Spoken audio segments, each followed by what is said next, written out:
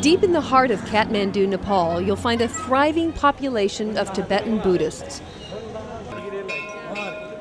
Here they can freely practice their religion and customs, which were outlawed in Tibet following China's invasion and occupation.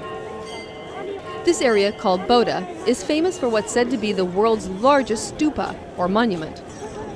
As the eyes of Buddha keep watch above, the faithful circle below, reciting mantras and spinning prayer wheels. Around the stupa are several monasteries, the religious centers where Buddhists live and study. And within the walls of the Tarlam Monastery, you'll find one very special student, 10-year-old Asanga Sakya. Halfway around the world, in Seattle, is where Asanga's family lives. Dad Ani, Mom Chimmy, and little sisters Aloki and Mamaki. Now, to understand this strange arrangement, we really need to go back to the beginning. Ani's parents were forced to flee Tibet in the 1950s during the Chinese takeover. In exile, the powerful family continued to practice their own particular school of Tibetan Buddhism, the Sakya tradition. It dates back to the 10th century.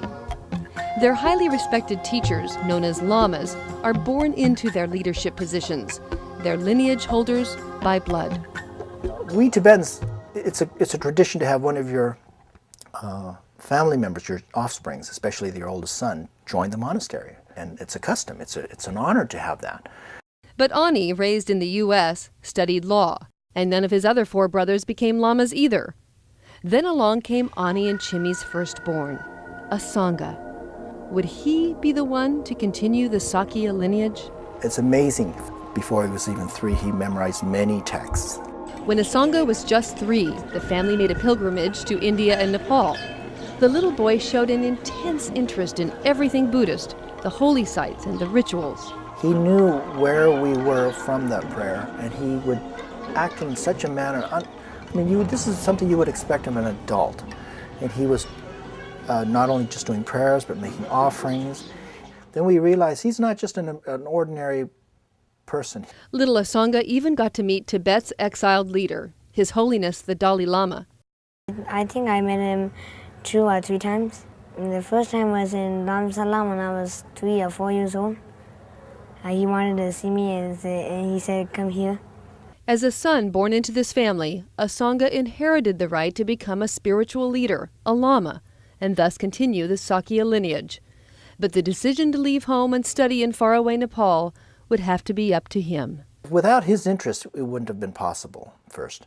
So by the time he was 5, we asked him if he wanted to continue to this, and he said yes. And so in April of 2005, he came here to the Tarlam Monastery in Nepal to begin his studies as a Sakya Lama. Can you imagine how difficult it must have been for his parents to leave and return to Seattle without him? It was terrible. The first time we flew back was the most terrible plane ride I ever had. I cried and cried and cried, and strangely he didn't shed one tear. I'm sure inside he was feeling very sad, but I made a huge scene crying, but he didn't shed one tear. He just knew that he was doing the right thing. He was so more mature and wiser than I was. That first year was extremely difficult.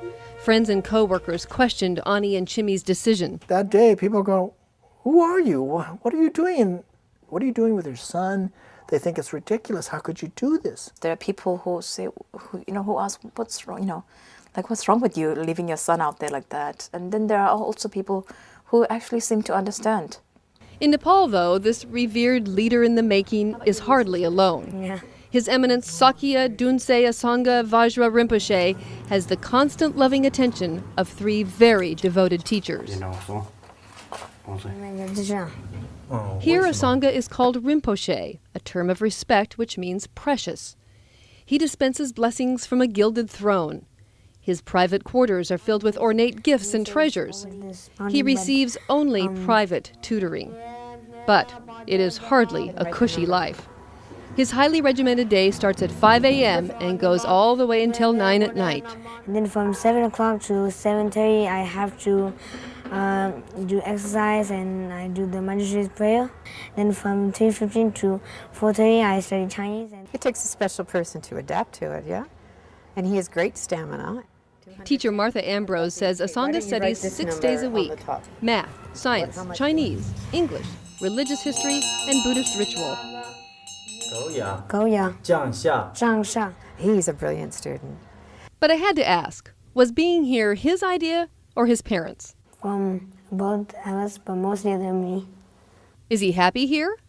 I like it here because it's a good monastery and everybody's nice to me and they teach me good. Does he ever want to go back to Seattle? I don't know about that. I don't think about that so much right now. I'm just thinking about studying more here. And does he miss his family? Just a little, not so much. Stoic, reserved, focused, all attributes of a true Lama. Yeah. But Teacher Martha knows Asanga's other side. Definitely. He has a very silly side. And that's the loving side that I like to bring out and I like to interact with. This is from Seattle, and if you shake it, snow comes. Do you know what that big tall building is called? That's the space, you know? It has been 5 years now since Asanga Sakya left home, but he still remembers Seattle, and like any kid, wants to see his old bedroom. It's now pink and houses his 2 little sisters.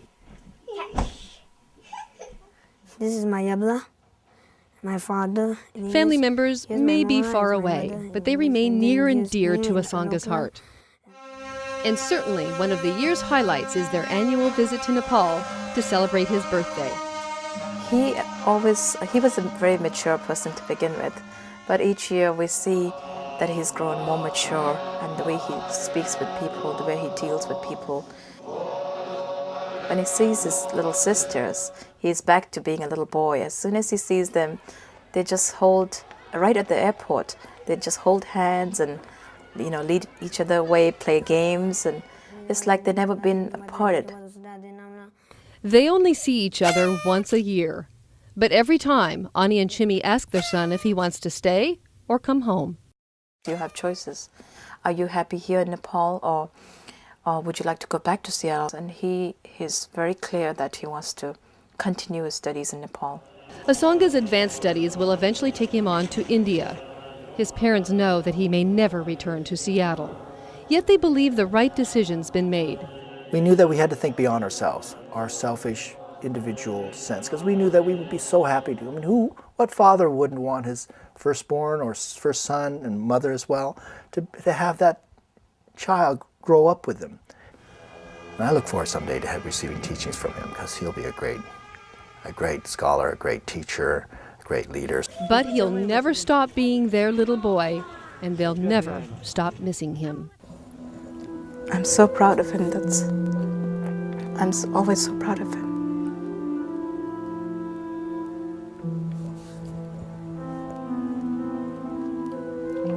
And they all hold close this dream of the future. Just being closer to him, and for him to realize all his goals, and to be a great teacher, somebody that all Tibetans could be proud of.